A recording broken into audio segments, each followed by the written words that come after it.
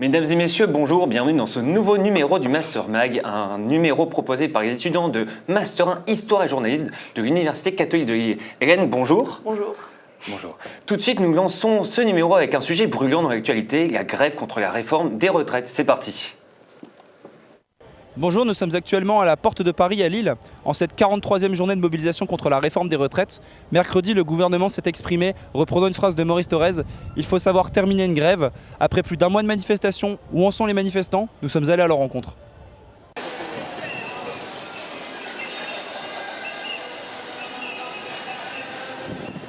Est-ce que vous êtes en grève aujourd'hui? Ah, tout à fait, oui.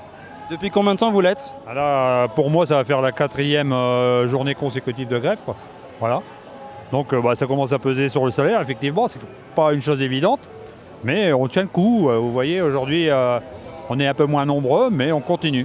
Comme vous êtes en grève, financièrement, vous faites comment? Financièrement, c'est la même chose que pour tout le monde. On perd de l'argent, donc voilà, après, on se débrouille.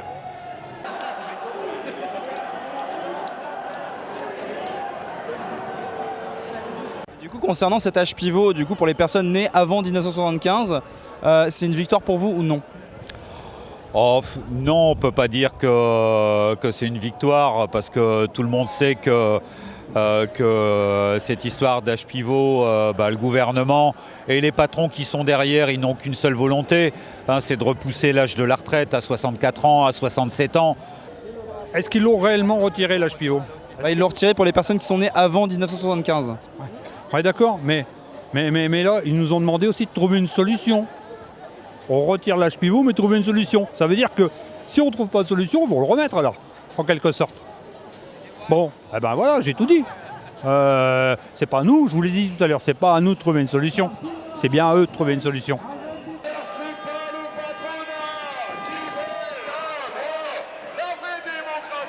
Le gouvernement, il a dit une phrase hier, il a dit les grèves, il faut savoir la terminer. Qu'est-ce que vous en pensez? Je pense que si le gouvernement fait ce qu'il faut, on peut la terminer. Voilà. Mais de notre côté, non.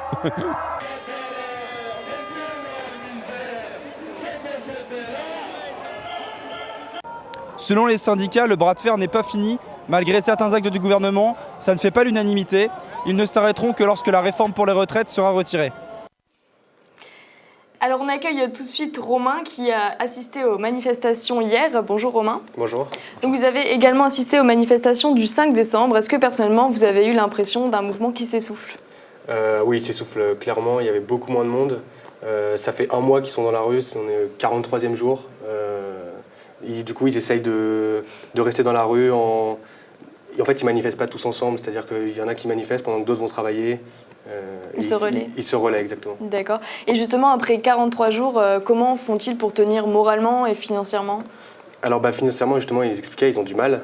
Il y a des pots de grève qui ont été organisés où en fait, les gens donnent pour justement financer la grève.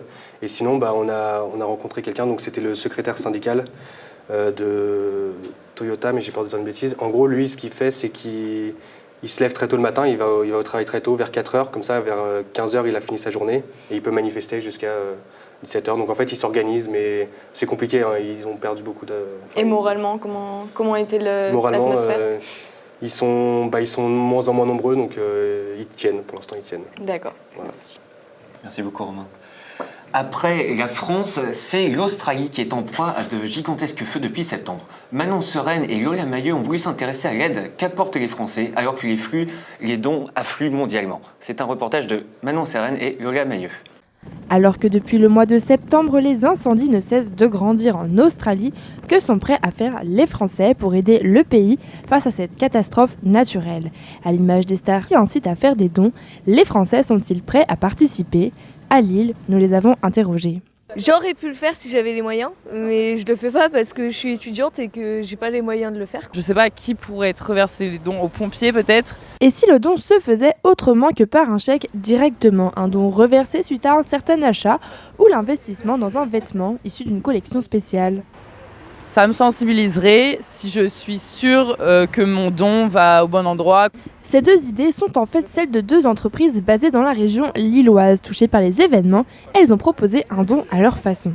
Je me suis dit, j'ai une marque, je me dois en fait, au travers de la marque, de faire quelque chose. Ça m'a vraiment choqué, marqué de voir toutes ces images.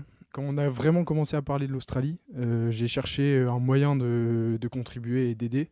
Le Colibri Shop, boutique engagée, propose un suite à l'effigie d'un koala dont tout achat promet un don de 10,50 € en faveur de l'Australie. Pour la marque de maillot de bain Vendredi, le don est un peu différent. Les ventes en ligne de janvier, pour chaque vente, chaque vendredi vendu, on ferait un don de 10 € à l'Australie. Donner pour l'Australie est un peu trouble. Alors, à qui ces marques donnent-elles vraiment ? On va se renseigner pour faire un don à la Croix-Rouge française au profit de l'Australie. La Croix-Rouge australienne, on va avoir l'Armée du Salut, il y a les pompiers, il y a des hôpitaux. Basées sur le don, ces actions peuvent être perçues comme une stratégie marketing pour augmenter les ventes de la marque.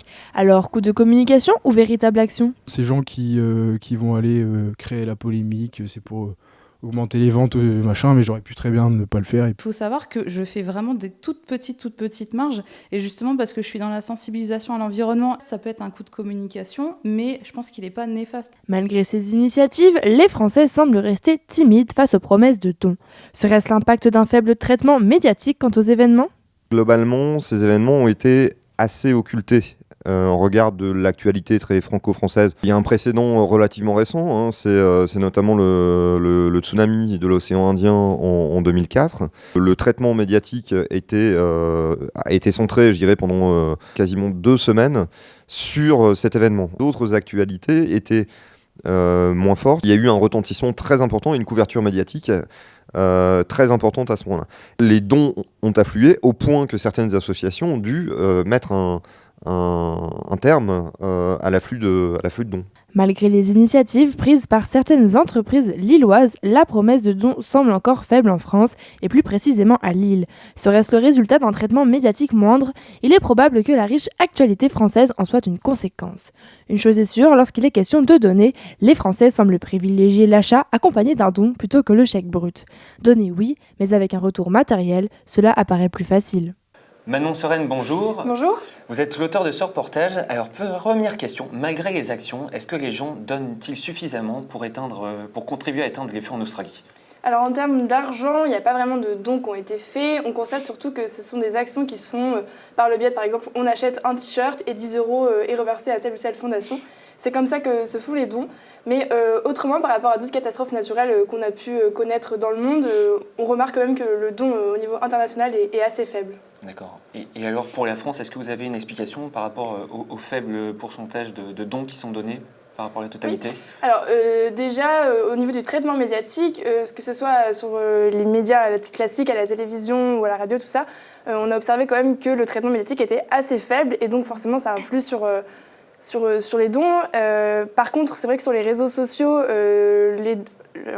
la communication a été vraiment faite sur l'événement et donc ça a touché les jeunes, sauf que ce ne sont pas forcément les personnes qui sont aptes à donner, d'où ce déséquilibre et qui peut paraître un peu contradictoire finalement. Oui, c'est un peu paradoxal justement cet engouement sur les réseaux sociaux, mais d'un autre côté, on voit dans votre reportage que en réalité, il n'y a pas forcément tant de dons que ça. Ouais. C'est ça, mais en fait, ce qui se passe, c'est que les personnes qui ont la capacité de partager n'ont pas forcément la capacité de donner, et inversement. Et il y a quand même le traitement médiatique qui a quand même un impact sur les dons. Merci beaucoup. Bien, merci beaucoup, en espérant que les feux soient vite et de plus en plus contrôlés. Nous partons... Oui, un tout autre sujet maintenant, toujours sur le thème argent et feu, mais un peu moins dramatique. Au 1er janvier, le prix de la cigarette a augmenté. Quelles en sont les conséquences ? Clémentine Laurent et Alice Gaden sont allées enquêter. Le 1er janvier 2020, le prix des paquets de cigarettes en France augmentait de 10 à 15 centimes. Cette hausse répond à une mesure de santé publique qui vise à inciter les fumeurs à diminuer leur consommation de tabac. De nouvelles hausses sont prévues en avril et en novembre. Objectif, atteindre les 10 € par paquet d'ici la fin de l'année, un seuil jugé psychologique. Cette augmentation a-t-elle un impact sur la mentalité des fumeurs ou sur leur porte-monnaie ? La hausse du tabac, ça n'a pas vraiment d'importance pour moi parce que je l'achète en Belgique. Ça ne change pas grand-chose parce que je suis un peu accro. 10 €. Ça commence à faire beaucoup, je trouve. Voilà, c'est un peu plus compliqué niveau budget, que ça m'incite un peu à arrêter de fumer. Pour confirmer ces propos, nous sommes allés interroger un buraliste sur l'impact de cette hausse sur ses ventes. Une hausse de fréquentation, une baisse pas forcément, mais entre l'augmentation du prix et un peu la baisse de fréquentation, on reste sur le même rapport quotidien, quoi. Les hausses sont de 20 à 40 centimes et pour un fumeur, ça reste un fumeur. Nous sommes allés demander à l'association Hauts-de-France Addiction si cette mesure du gouvernement est pertinente. Oui. Les jeunes se détournent de plus en plus, les jeunes de notre région, Hauts-de-France, se détournent de plus en plus du tabac. 23,7% des jeunes à 17 ans fument aujourd'hui dans les Hauts-de-France, contre 31 en 2005. Est-ce que c'est lié à l'augmentation du prix du tabac ? Oui, augmenter le prix du tabac va faire maturer chez les gens cette envie de vouloir arrêter. Selon l'INSEE, en 2017, 32%, soit presque un Français sur 3, fumait. Le tabagisme coûterait 120 milliards d'euros à la France par an. Alors, au vu de cette augmentation, on peut se demander donc quelles conséquences pour ceux qui veulent arrêter. Bonjour Clémentine. Bonjour. Donc, vous avez réalisé ce reportage. Est-ce qu'il existe un accompagnement justement pour ceux qui veulent arrêter du fait de cette augmentation ? Alors, pas du gouvernement en tout cas, mais de l'association qu'on est allé voir, donc Hauts-de-France Addiction, oui, notamment la directrice qu'on a rencontrée, Marie-Ange Testelin, et Tabacologue, elle expliquait qu'elle organisait plusieurs sessions et elle suivait vraiment les gens durant plusieurs mois pour vérifier qu'ils ne reprennent pas et que la baisse soit vraiment définitive, quoi. Et on entend aussi parler en ce moment du Dry January. Qui concerne plutôt la consommation d'alcool. Il y a eu la même chose en novembre avec le mois sans tabac. Quels sont les résultats pour ce mois ? Alors, je ne me souviens pas des chiffres exacts, mais on avait vu une courbe ensemble. Et en fait, il y a vraiment des gens qui arrêtent de fumer durant tout le mois de novembre. Donc, on voit vraiment une chute. Par contre, en décembre, il y a quand même une hausse. Donc, tout le monde ne tient pas le coup, c'est évident. En tout cas, il y a toujours moins de gens qui reprennent. En fait, il y a moins de fumeurs en décembre qu'en octobre, septembre. Donc, il y a quand même des gens qui arrêtent. En tout cas, durant plusieurs mois, ça a quand même un impact, ça c'est sûr. D'accord. Et par rapport à la cigarette électronique, est-ce qu'il y a une place pour elle, on va dire, dans cette question ? Alors, c'est une bonne question.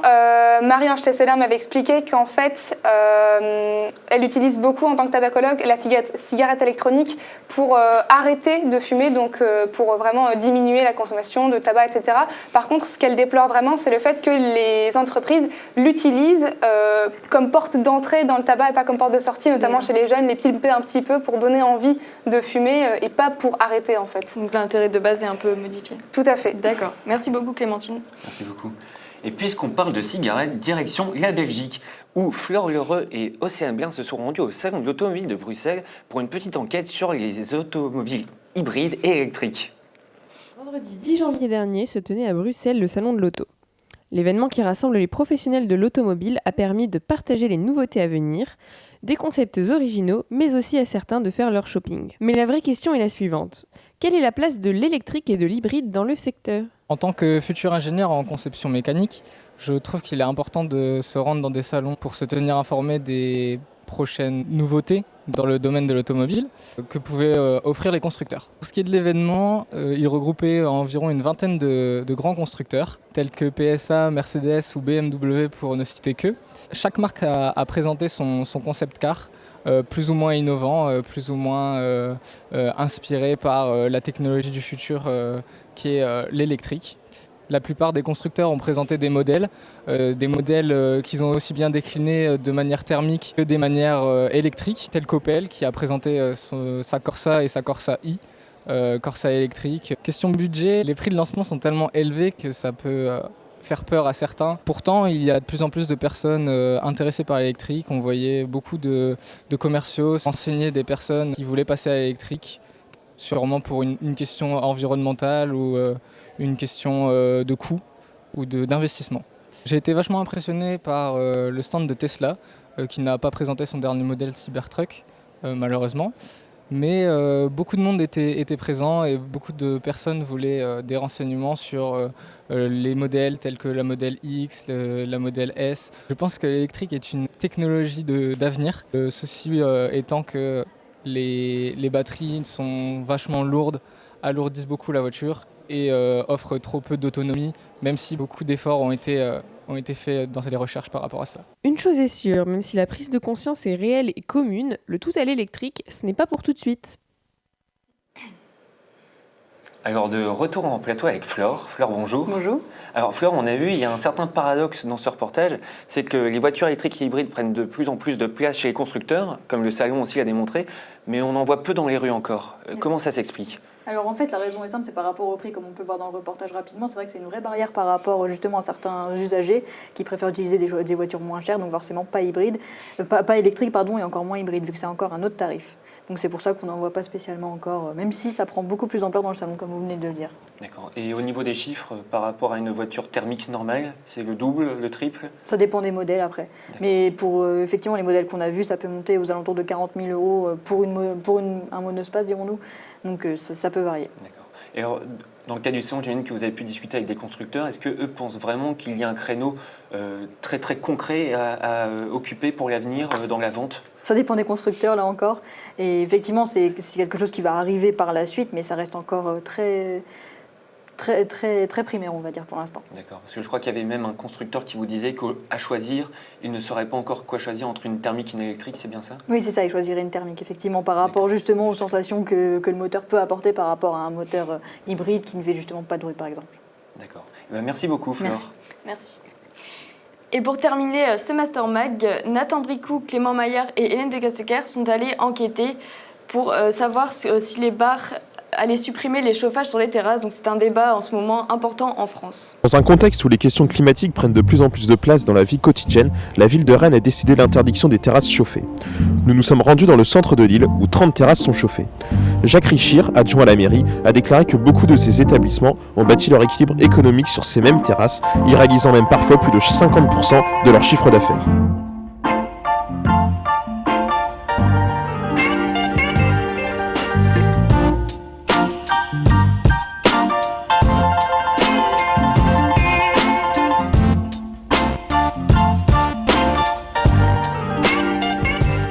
Moi, je suis totalement pour arrêter le chauffage, les chaufferettes on appelle ça. Totalement pour arrêter. De toute façon, au bout d'un moment, je pense que ça va forcément passer ici. Rennes, c'est le début. Ce sera Paris, puis après ça va suivre. Toutes les grandes villes, dont Lille, ça va arriver. Ça, c'est une certitude. Impact environnemental, ouais, bien sûr, sur la facture aussi. Donc, au final, on l'est plutôt pour également, parce que, faut pas, comme on dit, ça bouffe, faut pas croire. Donc, indirectement, on va, même si, admettons, on perd un petit peu en termes de chiffres, on va rattraper au niveau des factures. Je veux dire, l'un dans l'autre, ça fera la balance. Au final, oui, on peut être non plus médisant avec la région, mais toujours plus ou moins froid. Donc on sortira les plaids comme d'habitude, et puis voilà, c'est pas un problème. C'est pas un problème. Si la potentielle mesure appliquée à Lille ne dérange pas Alexis, qui a un grand espace intérieur pour accueillir ses clients, les patrons et responsables des cafés situés place de l'Opéra et autour de la grande place de Lille feraient eux la grogne. Nous avons discuté avec Joseph, responsable de la Cloche, qui n'a pas voulu s'exprimer face caméra après de trop nombreuses sollicitations ces derniers temps, son patron ayant interdit de parler aux journalistes. Pour Joseph, une interdiction serait néfaste, avec des pertes de l'ordre de 20 à 30%, ainsi que le potentiel licenciement de 2 à 4 employés. Après Rennes et à l'approche des municipales de mars 2020, l'écologie sera un thème prépondérant pour les candidats à une place au sommet du beffroi de Lille. Une chose est sûre, chauffage ou pas, les Lillois continueront de fréquenter les terrasses. Qu'est-ce que t'en penses? Qu'est-ce que tu penses du chauffage?